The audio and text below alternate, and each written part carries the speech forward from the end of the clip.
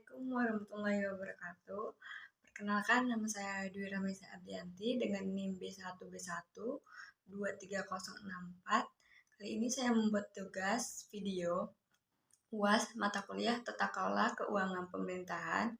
Yang akan saya bahas di video kali ini itu adalah keuangan desa. Baik, materi yang pertama yang akan saya bahas yaitu adalah kekuasaan pengelolaan keuangan desa. Kepala desa selaku PKD yaitu adalah pemegang kekuasaan pengelola keuangan desa yang memiliki tugas-tugas. Yang pertama, tugas mereka yaitu adalah menetapkan kebijakan terkait pelaksanaan APB desa. Yang kedua, menetapkan kebijakan terkait pengelolaan barang milik desa. Yang ketiga yaitu adalah melakukan tindakan pengeluaran atas beban APB desa. Yang keempat, menetapkan PPKD pelaksanaan pengelolaan keuangan desa. Yang kelima, menyetujui DPA dokumen pelaksanaan anggaran, DPPA dokumen pelaksana perubahan anggaran, dan DPAL dokumen pelaksanaan anggaran lanjutan. Yang keenam yaitu menyetujui RAK rencana anggaran kas desa. Dan yang tujuh, menyetujui SPP surat permintaan pembayaran. Yang kedelapan, melakukan verifikasi terhadap DPA, DPPA, dan DPAL. Yang kesembilan yaitu melakukan verifikasi terhadap RAK desa. Yang kesepuluh, melaksanakan verifikasi terhadap bukti penerimaan dan pengeluaran APB desa. Dengan demikian, kepala desa memiliki peran penting dan kewenangan yang luas dalam pengelolaan kekuasaan desa melalui dari perencanaan, pelaksanaan, hingga pertanggungjawaban. Materi yang selanjutnya adalah pelaksanaan pengelola keuangan desa, yaitu ada 3. Yang pertama, sekretaris desa. Yang kedua, kaur dan kasih. Yang ketiga itu kaur keuangan. Kaur itu adalah kepala urusan dan kasih adalah kepala saksi. Itu merupakan perangkat desa yang bertanggung jawab dalam pengelolaan keuangan desa.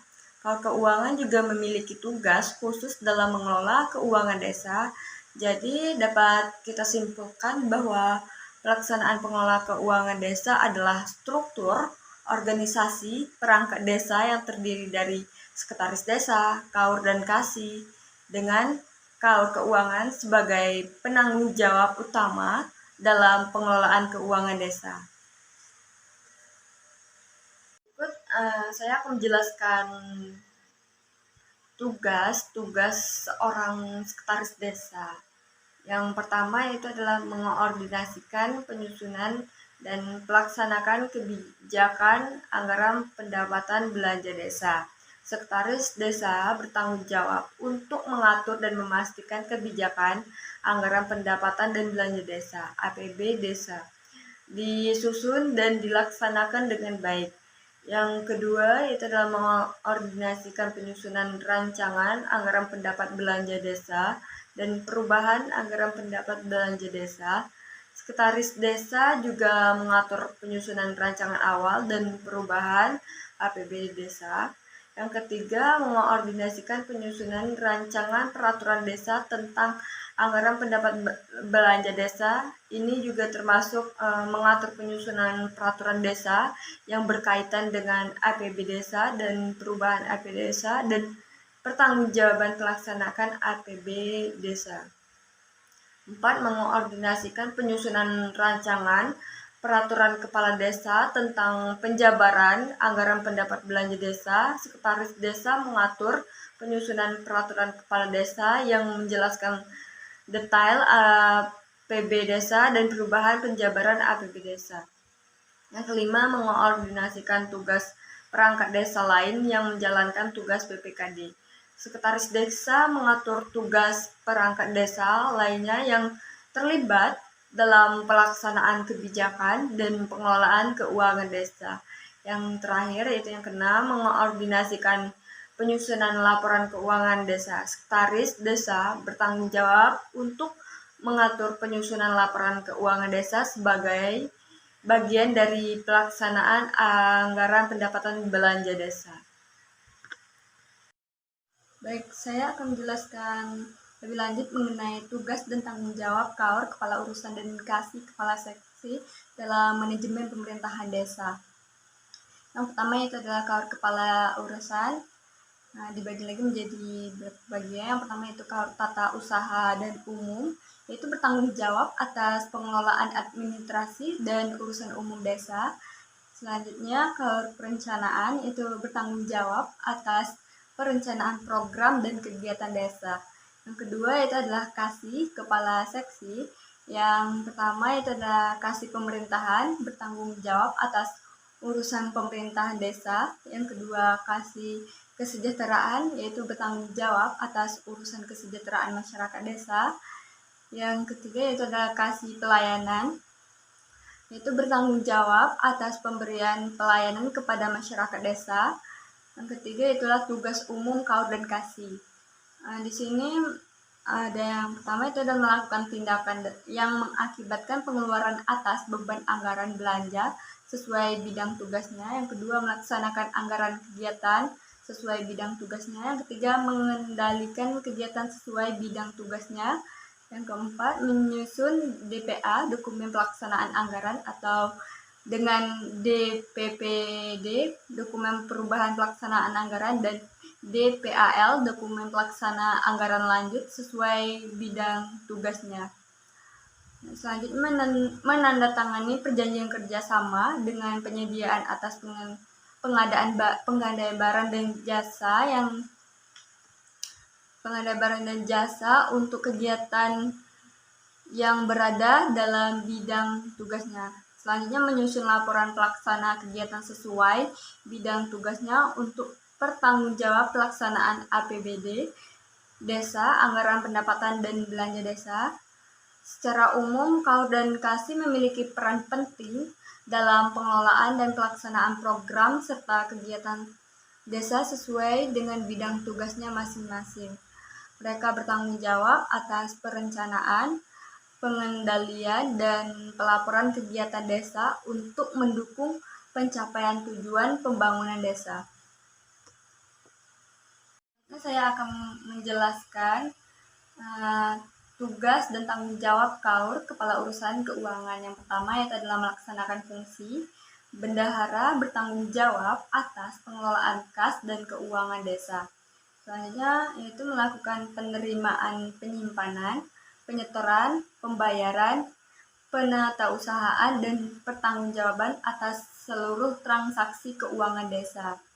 Yang kedua yaitu adalah menyusun RAK desa, rencana anggaran kas desa, yaitu menyusun perencanaan arus kas masuk dan keluar desa untuk periode tertentu.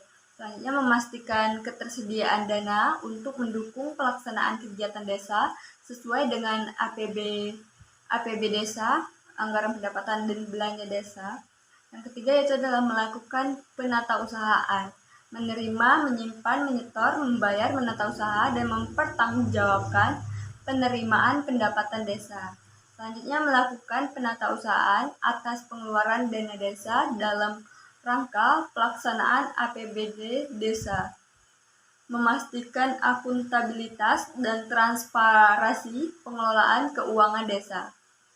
Secara garis besar, KAUR Keuangan memiliki peran penting dalam pengelolaan dan pertanggungjawaban keuangan desa. Tugas utamanya adalah melaksanakan fungsi kebendaharaan, menyusun rencana anggaran kas, dan melakukan penatausahaan atas seluruh transaksi keuangan desa. Hal ini juga dilakukan untuk memastikan pengelolaan keuangan desa berjalan dengan baik dan sesuai dengan peraturan yang berlaku. Selanjutnya saya menjelaskan secara detail mengenai struktur anggaran pendapatan dan belanja desa atau APBDes. Yang pertama yaitu adalah pendapatan desa, merupakan semua penerimaan uang melalui rekening desa yang menambah ekuitas dana desa dalam periode tahun anggaran yang bersangkutan. Pendapatan desa dapat berasal dari pendapatan asli desa, PADES, atau ditransfer, dan pendapatan lain-lain. Yang kedua yaitu adalah belanja desa, yaitu merupakan semua pengeluaran dari rekening desa yang mengurangi ekuitas dana desa dalam periode tahun anggaran yang bersangkutan.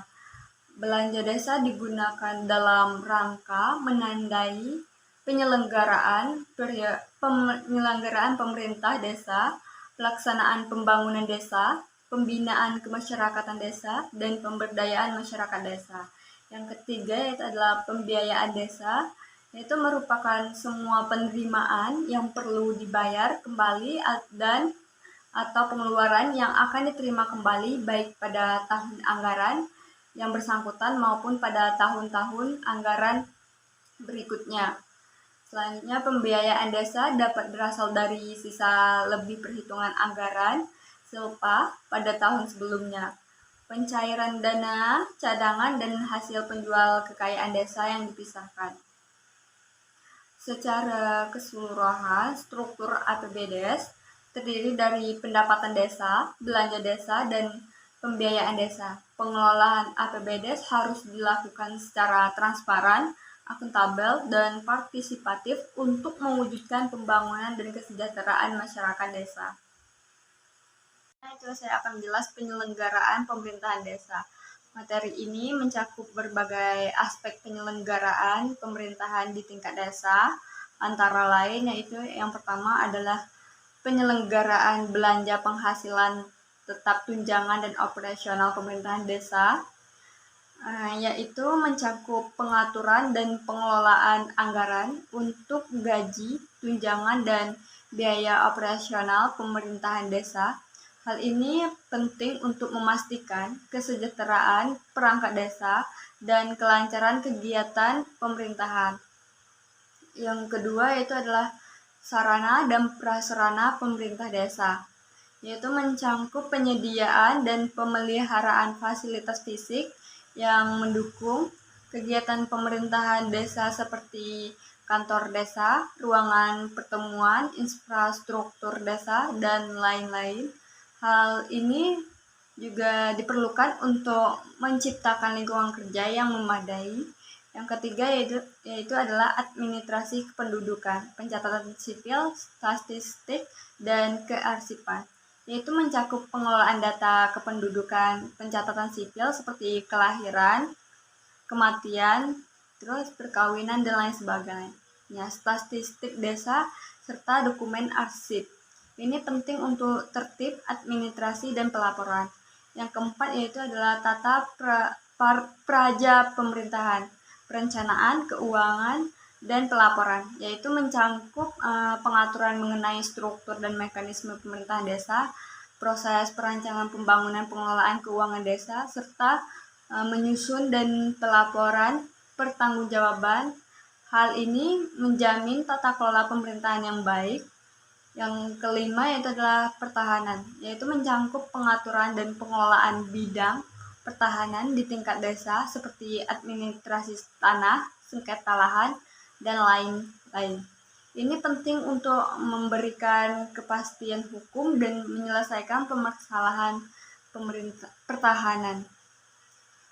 Secara keseluruhan, materi ini mencakup berbagai aspek penting dalam penyelenggaraan pemerintahan desa agar dapat berjalan dengan efektif dan efisien.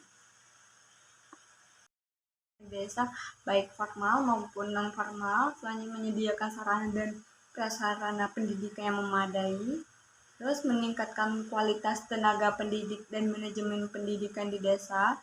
Yang kedua yaitu adalah membangun kesehatan, penyediaan fasilitas kesehatan dasar di desa, meningkatkan kualitas pelayanan kesehatan bagi masyarakat desa. Selanjutnya mempromosi dan edukasi kesehatan untuk meningkatkan kesadaran masyarakat. Yang ketiga adalah pekerja umum dan penata ruangan, yaitu membangun dan memelihara infrastruktur dasar desa seperti jalan, jembatan, irigasi, dan lain sebagainya. Selanjutnya yaitu penata dan pengembangan tata ruang desa yang tertib dan terencana. Yang keempat itu adalah kawasan permukiman, pembangunan dan penataan kawasan permukiman yang layak dihuni. Selanjutnya penyediaan sarana dan prasarana dasar di lingkungan permukiman. Terus selanjutnya yang kelima itu adalah kehutanan dan lingkungan hidup, yaitu pengelolaan dan pelestarian hutan dan lingkungan alam desa, upaya pencegahan dan penanggulangan kerusakan lingkungan. Yang keenam yaitu adalah perhubungan, komunikasi dan informatika, yaitu pembangunan dan pemeliharaan infrastruktur transportasi desa, meningkatkan akses masyarakat terhadap layanan komunikasi dan informatika. Yang ketujuh yaitu adalah energi dan sumber daya mineral, yaitu pemanfaatan sumber daya alam untuk memenuhi kebutuhan energi desa. Selanjutnya pengelolaan sumber daya mineral secara berkelanjutan. Yang kedelapan yaitu adalah pariwisata, pengembangan potensi pariwisata desa, yaitu meningkatkan kualitas dan pengelolaan objek wisata desa. Secara keseluruhan dapat disimpulkan materi pembangunan ini itu adalah mencakup berbagai aspek pembangunan desa yang saling terkait untuk meningkatkan kesejahteraan dan kualitas hidup masyarakat desa. Materi yang dapat saya sampaikan di video kali ini, lebih dan kurangnya saya mohon maaf. Saya akhiri dengan wabillahi taufiq wal hidayah. Wassalamualaikum warahmatullahi wabarakatuh.